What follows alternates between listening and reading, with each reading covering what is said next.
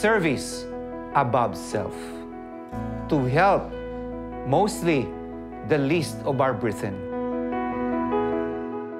Good day, everyone. I'm attorney Filomeno Arevalo Arteche III. I'm 66 years old and I'm a lawyer by profession. We need to uphold truth and justice, and that's the role of a lawyer, especially helping the poor. Walang pambayad sa abogado. I accept their case. Almost every day, I have court hearings and several meetings with my clients. So it's quite stressful, pero I'm happy with what I'm doing. I'm a senior citizen. So as senior citizens, normally, vulnerable na yan sa mga sakit. Take MX3. It's a food supplement, but at the same time, it improves your physical and mental health. It keeps you alert. Even in court proceedings, where the environment is so stressful, this helps me a lot. My weekends, I spend it with my grandchildren as my stress reliever for a week-long lawyering. Before I reached the age of 70, great-grandfather na ako. But I don't know, I don't look so old. Nagpapabata ito. Take MX3.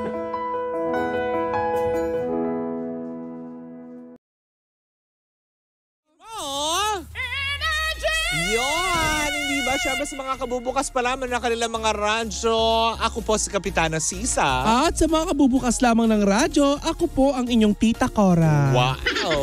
In fairness. At ito na ang Baklita sa Woo! Woo! Woo! Hello sa Team Air Asia. Hi! Ay, hello po! Hello po sa inyong lahat dyan. At syempre, batiin din natin. See you soon, Air Asia. Oo, diba? Na nakakaloka. And of course, ang Team Arena Plus. Hi! See you soon, Arena Plus. Diba? Kay Sir Chan. Hi! Hello po. Hi, Sir Chan. Uy, bakit puno ka ng alembong kay Sir Chan? Uy, nakita ko yung interview ni Sir Chan ba? Oo. Kasama siya di ba sa Jimshi? Oo, no nakaraan. Gwapo, Diba, alam mo, pogi-pogi niyo po. Sabi nga nila, diba? Dapat lagi lang mag-hello ka. Kasi sabi nga nila, 'cause love begins with one. Hello. Hello. But hello po.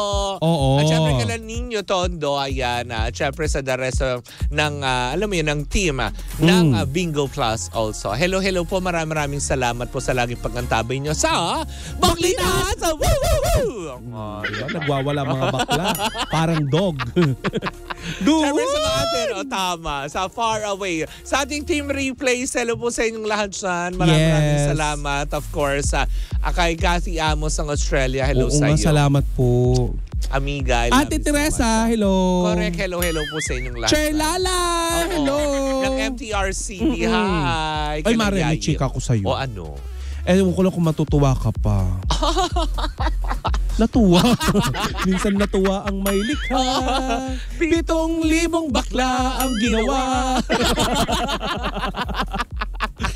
O ano na? Baka kunin tayo ng hindi na si Angeline ang kunin.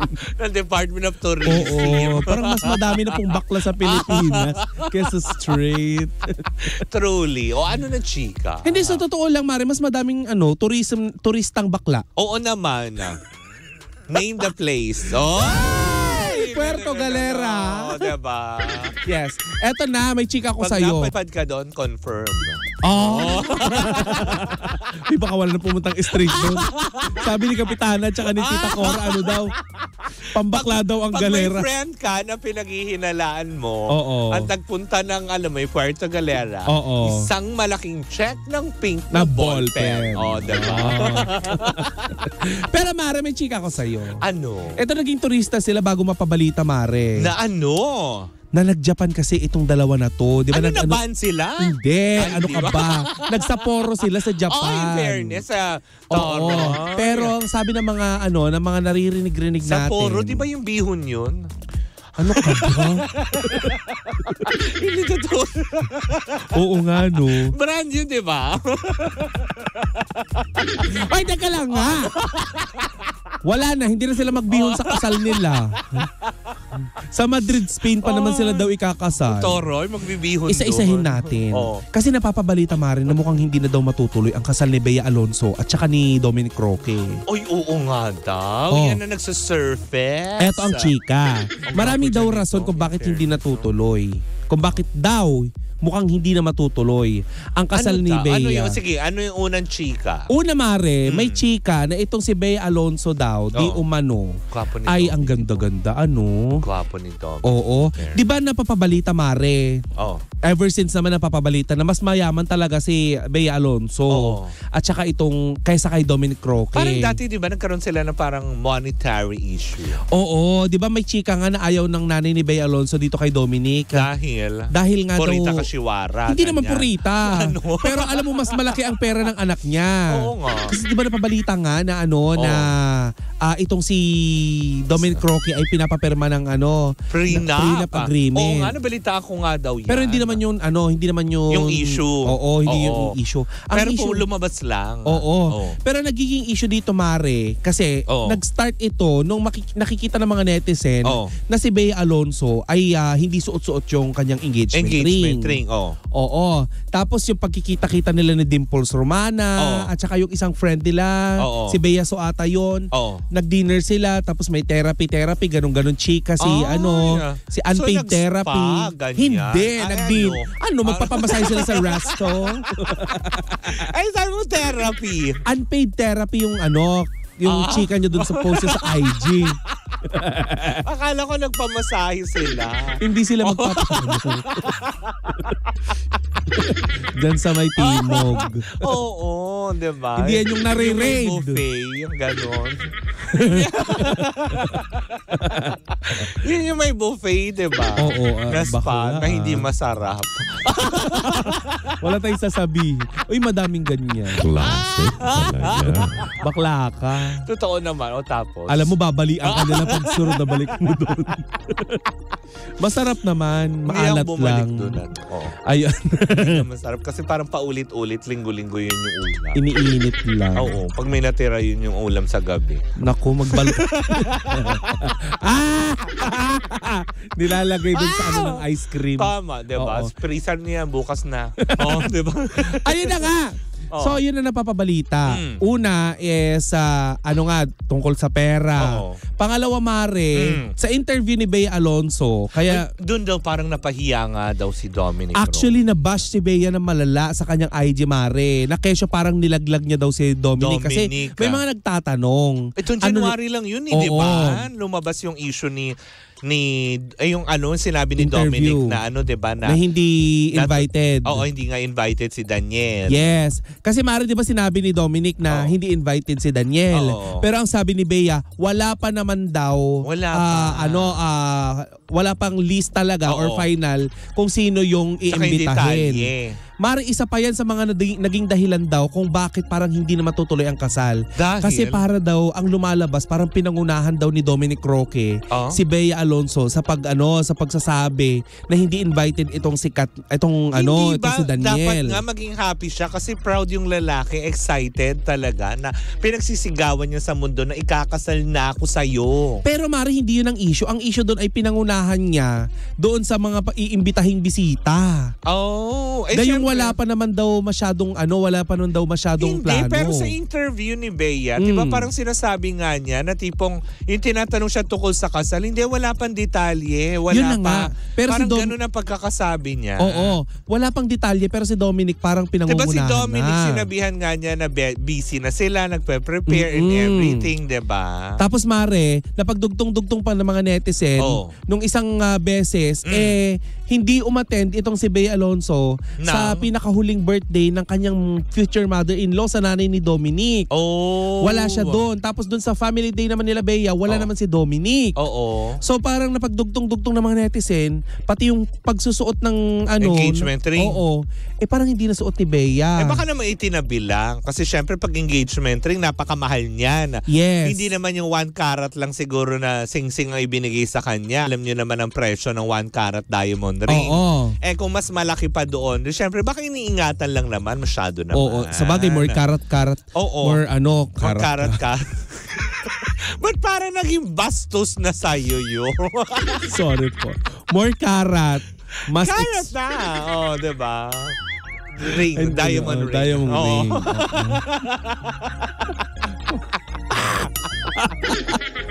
Ano?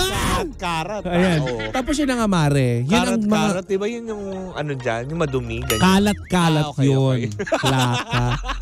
Bulol ka. Ang alam ko, akong bulol. Hindi ikaw.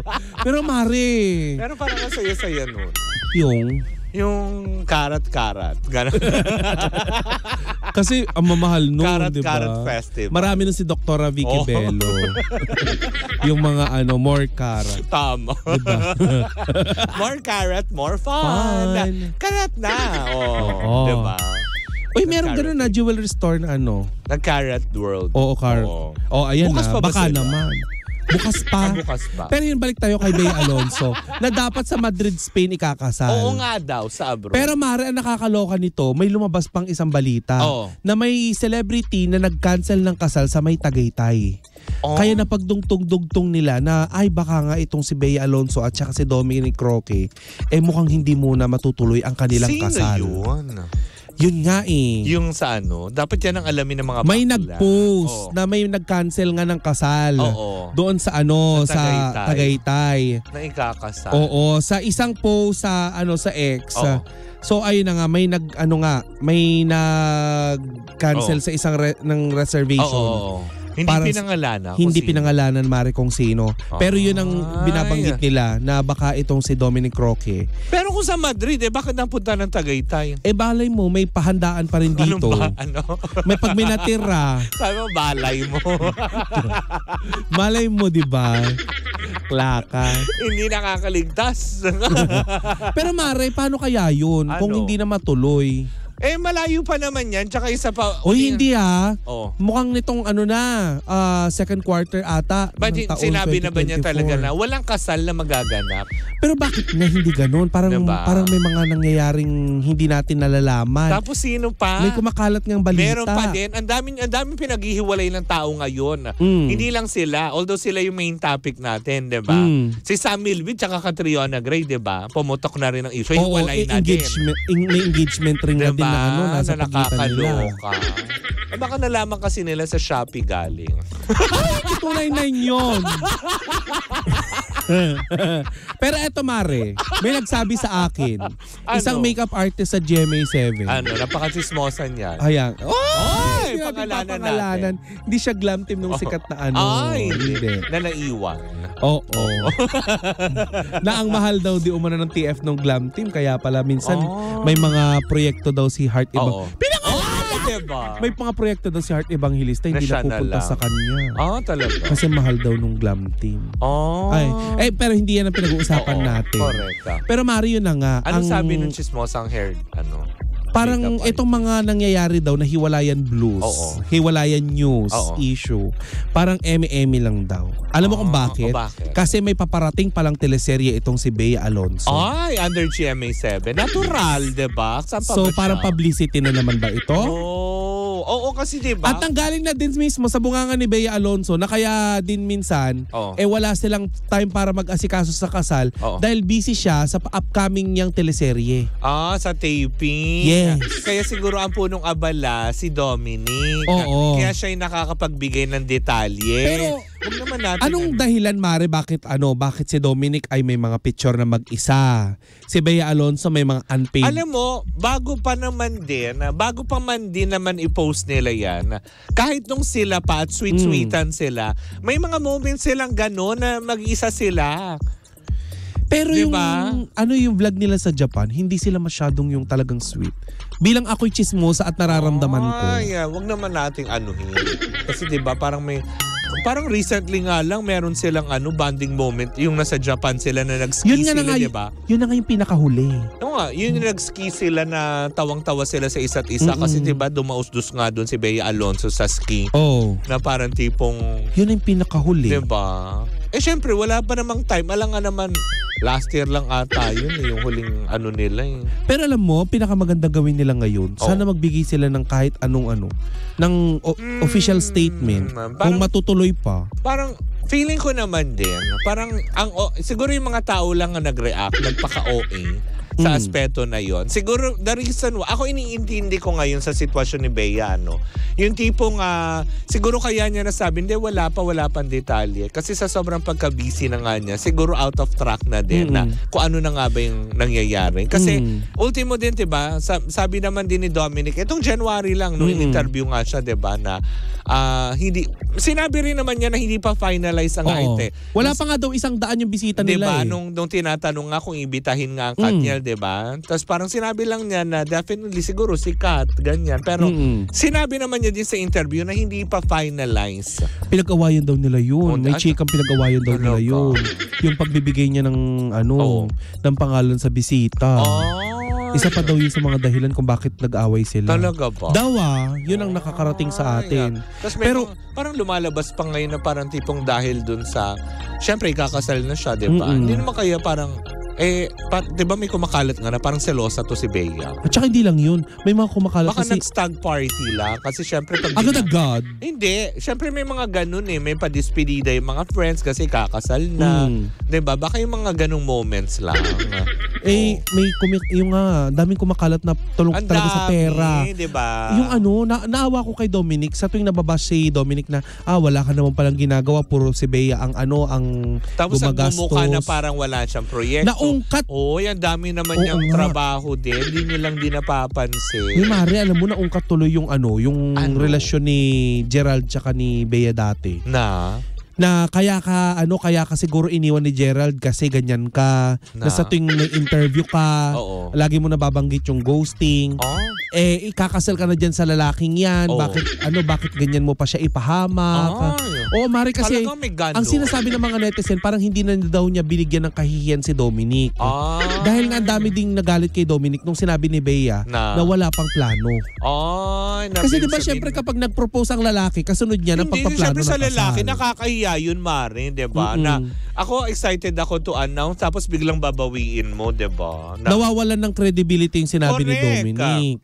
Diba? Pero alam mo, Mare, let's hope for the best. Na sana na matuloy itong kasal na ito. Kasi sayang, Mare. Diyos ko, sa Madrid, Spain, ang kasal. Daw Tapos tapos hindi lang matutuloy. Feeling ko naman din, lang din naman yan na siguro na-pressure lang sila dahil hindi lang naman din sila yung dumaan sa ganyan na magpapakasalin, so be it, diba? Parang tipong, ang lang naman sa atin is wag na lang muna natin pangunahan, wag natin sabihan ng, alam mo baka hindi matuloy, decision.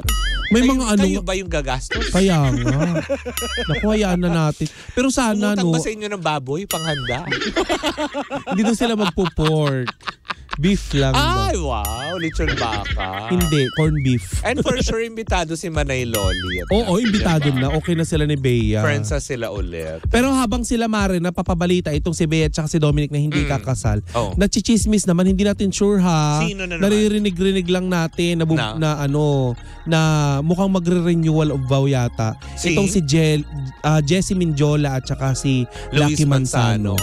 Pero Mare, hindi nila in-announce ito. Talaga? Pero may mga naglalabas ng blind item, sila yung hula. Talaga ba? Yan ang papakatutukan natin sa mga susunod na araw. Kung sila nga yun. For now, Mare, aalis ka muna. Saan ka ba pupunta? For now, ayan, yung pansamantala ko muna kayong iwan, magkarinig at magkapanooran tayo bukas dahil ako ay lilipad sa Adamson Sasakay ka sa Walis Tingting. Yes! Magpapasundo ko kay Inang. Si Ina.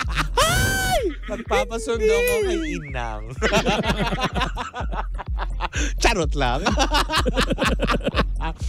Anyways, andyan sumayin na naman ang isa edisyon ng ating Baklitas.